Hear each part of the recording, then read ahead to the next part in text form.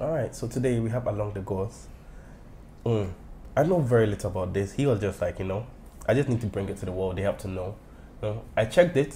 I think it grows about 100 and something million. It's like mad money.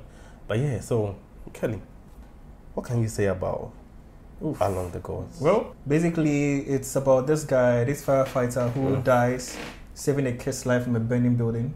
He actually jumps several floors to save, whilst holding a kid to save the kid's life. Only impact killed the kid. They both hit the floor. The kid is on top. Yeah, but you're both the force will go through everything. How do I put it? It's high enough that he would die and the kid will survive. Yeah, it's high enough that definitely that he would die. He would die. And but the kid will survive. It's a 50-50. Even though the kid maybe the maximum the kid will have like a broken bone or two. No. But he is going back. No, he will die, but the kid... So his head will get the impact straight. The kid will definitely suffer something because he's still falling on bones. The kid is still falling on bones and heart surface. So the muscle. So it won't like... He won't die, but he will definitely go through mad. But the movie, he just... And then the kid will just walk to the parents and just walk to the parents. And not everyone. You know the usual signs. It don't exist in movies. Signs, 3 spirits come to guide him through the afterlife where he has to go through judgments from several gods to determine whether he will suffer punishment. Yeah, basically. And then it's kind of with each sin they kind of go through his life to see if he did it for a good reason or a bad reason. So every single moment of your life is being played in front of your eye. Yeah, basically every moment. So you'll be seeing it as they're seeing it. Yeah, you'll be seeing it as they're seeing it. Okay. And it's a crowd or just like a council? Well, the god is there, and then some 2 guys who are basically persecuting you for that particular sin. Who's your lawyer? The guy who brought you there. The guy who guided you into the afterlife. Exactly. Well, he's basically he's a candidate for reincarnation, and you have to select a candidate every 42 years or so. What? So that's one day the guardians will also be reincarnated back to life. Yeah, it's a bit much. All right. Okay. He starts going through. He goes through selfishness and greed and everything. Oh, do you take the sin 1 bit? Wow, that's smart. Actually more than 7, apparently, I think. What? I don't know. They divide it. I think there's deceit. Yeah, there's a whole lot more. So basically, they go through to see why he did it, and then he has to justify why he did it. And if the god is satisfied with the reason, they'll let him go to the next judgment, and then he goes to the next and next and next. And so he gets reincarnated. So as he's going through, it's actually a really nice journey. As he looks back through his life and looks at the things that he did right and the things he did wrong. And the things he did wrong, he completely forgot about, or he chose to ignore. Ignoring is a sin. Like not you can like do better. Ignoring is a sin, but like the fact that you never really try to make up for it is a problem. Yeah. I know that. I know what they're talking about. Like for instance, when he was living with his mom is mute. Mom is mute. And then he had a kid brother. The kid was actually suffering from malnourishment. His kid brother was suffering from malnourishment. And then one night he actually wanted to kill his mom and then his brother and then himself. Yeah, because like the poverty was just too much. Yeah. And after that, then his brother woke up and saw him. He was judged for the thought, or he was doing the deed. He was actually doing it. Okay. It's something he tried to do when he was still a teenager also. Okay. And then his kid brother woke up and saw it happening.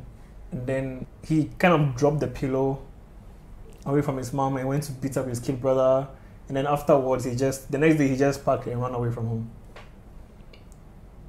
Damn. And that was the thing that he sort of like changed pushed life, aside. Yeah. He decided to not think about it.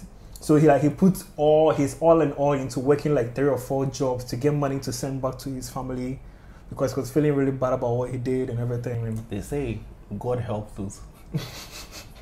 And he actually sent enough money back for his kid brother to go through law school. That's what I'm saying. On all jokes aside, terrible things always have like if you call God and like if you call God and like this part of my life I don't get, like you didn't make sense. He gonna tell you something. You're gonna be like, he'll be like, I made you go through this because this person. He left home and then he pushed himself out. He actually found the resources and the money he needed, and he sent it back home to take care of his mom. And then while he was there, the deceit part is where he was sending his mom letters saying that he has gotten married, and the wife cooks just like her. Meanwhile, he was all alone. He was married. Really suffering. He was alone. Yeah. He was barely sleeping to the point where he started like bleeding from his nose and stuff. Yeah, he was lacking sleep. Yeah, overworking himself. But he was sending the money. It was all because he felt bad, and then he did it so much to the point it's like he completely forgot about it. He forgot about the reason why he was pushing himself so much. Yeah, and then his brother. Okay, the subplot is basically his brother who went through law school, finished law school and joined the army, and then he got accidentally shot by one of his comrades, and then he didn't really die, but the guy who is above him tried to cover up the whole thing because he was close to getting a promotion and he didn't want that to fuck up his promotion. So he and the one who did the shooting tried to cover up the body. The body? He hadn't been dead, but they thought he was dead. He didn't die and they thought he was dead. So as they were burying him, so they buried him alive with a bullet wound inside him. So he died while he was in the ground. He became a vengeful spirit. It was causing chaos everywhere. You're telling me somebody messes you up, you can come back and just stress people. It sounds like fun, Loki. I don't know. It looked like fun because man could just shut down electricity for a whole city and just like if it's like they basically angry he gets the more powerful. That's how they made it look, kind of like Goku shit. But like, so wait, but that has nothing to do with him though. No, that's basically how do I put it? It's kind of they kind of linked it to his story. Basically, his brother being a vengeful spirit kind of prevented him from being reincarnated. Is it? So they have to the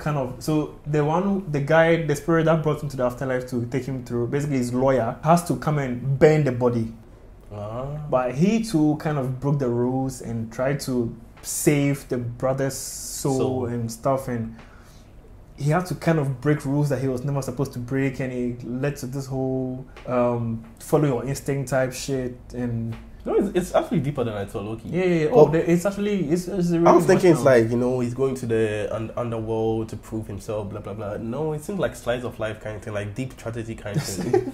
Like it seems. Yeah, really it's tragic and sad, and it's nice. And at the end, vengeful spirit sort of got some redemption, and then they gave him a chance to talk to his mom through a dream. Oh, the mother is still alive. Yeah, she's still alive. She's gonna be living like a miserable life though. She was trying to. The guy who shot the son accidentally, he sort of gave the mom a map to where to find the body. He felt so bad. Obviously, he drank so much. Guilt is real. He tried committing suicide once, and then the vengeful spirit who later repented told his spirit's guy to save him. But honestly, guilt is real. Like if you've done something bad, going after forgiveness to help you. Guilt is real. But damn, the movie is, even if I have no one there, I'm feeling some type of way. Yeah, the subplot is like, it's a solid movie. I want to go and watch it just to get the all the things they are teaching you life and how to make yourself. It makes you as you're watching it makes you kind of reflect on your own life as you're watching it. It's nice. It's so nice. Koreans, who thought you could be deep? Oh, I like how the movie ended. I like how the movie ended. And this is, I think, this is the biggest grossing of Korean movies. It's the 4th highest grossing movie in Korea, and I understand how it did that. It's nice. It's nice. It's a nice reflection on life. And it makes you reflect on your own life and all that. And I feel like the Koreans really know how to try to tackle those emotional stuff. For deep philosophical stuff. I think it's because of the rom-coms, because low-key they can make Tying Lays look emotional. They can make what? Tying Lays. Just cool. I feel like no one kills that shit more than anime. Tying Lays. They look extremely dramatic and bro. Have you seen Koreans do that before? Then the guy will go down, and then the girl will be like, "Oh my god, he's tying my legs." I've seen something like that before. I have. But what came to mind was Mob Psycho. Part where he was crying. He cried for the first time. Yeah, that whole episode. Oh my god. After he whooped the blonde guy. Talk about emotional things. Oh, anime just carries the whole emotion. Look at A's death. Look at Jiraiya's death. You know that. Yeah, anime can hit different. But unlike you, movies, when movies want to get you, they can put you in the worst states ever. Remember that movie you told me was about those black students who just went to the police station to report something and they got arrested, and you said that's the movie that made you. Yeah, movies, even when they want to get you, they will get you. When they see us. Yo. If movies won't get you, they'll get you. You know what's annoying? It's one of those moments where you know you're not supposed to be awake. And so if you make a noise, your parents will be like, "Why are you awake around this time?" And so I'm watching a movie. I watch a movie on my phone, and I'm lying sideways, and I'm crying. So I'm basically like,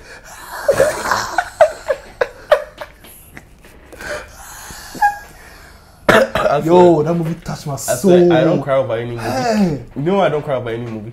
Because I never watch any sad movie. That movie hits my core. And this movie came very, very, very close to that. Like the way they ended, the way he was talking to his mom at the end. Oh my god! I feel they really. So it's like now they are shifting a lot to thriller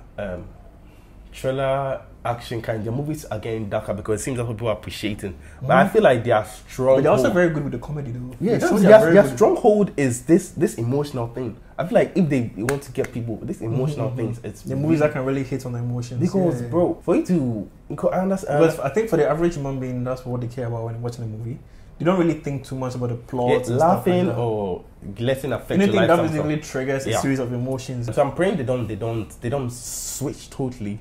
They invest more in these kind of things, because honestly, for you to make a movie about life and play out in this form of supernatural soul kind of thing, no, not common. You see an American director be like, come here, this is the pitch, so they'll die, and the green people go and start playing the life. Everybody will be sitting down and will mention the sin and they bring it out and we make it emotional, and everybody will be like, well, they bring money though. Or kids go around these days to go and bring. That's how they always think. But I feel like the spirit guy convinced him to not to be vengeful way too easily. He gave up on his vengefulness easy.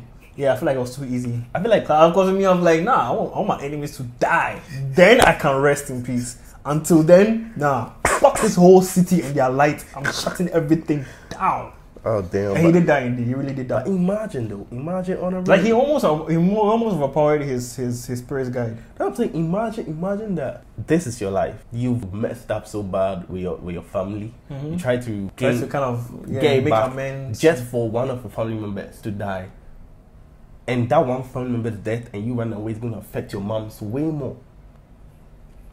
Basically at the end, the mom has lost both kids. But like that dream sequence where the kid brother went, kind of give her some peace. But that's like the worst thing you can do.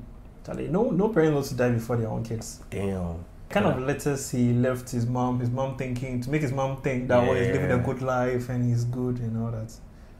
It was crazy. If anybody who's going through any grievances saying death anything, bro, feel for you. We barely going through it. This movie will hit. Yeah, we barely going through it, but life gets like that. Life gets like that, and there's no explanation for it. But Charlie, we hope you get through it. All right. Overall, I give this movie. I give it a 7.5. 7.5. You hear it from himself. Yeah. Okay, Kelly says a 7.5 movie. Is it enough to get you interested? Yes, because we don't rate movies anyhow on this platform. We think about it. You get me? So yeah, go watch it. Spend some time with your family. Think about life a bit. Make better choices. Remember to subscribe, like, and comment. Yeah, go check it out. Don't forget to watch this movie. Go check it out. Yeah. We'll see you guys later. Peace.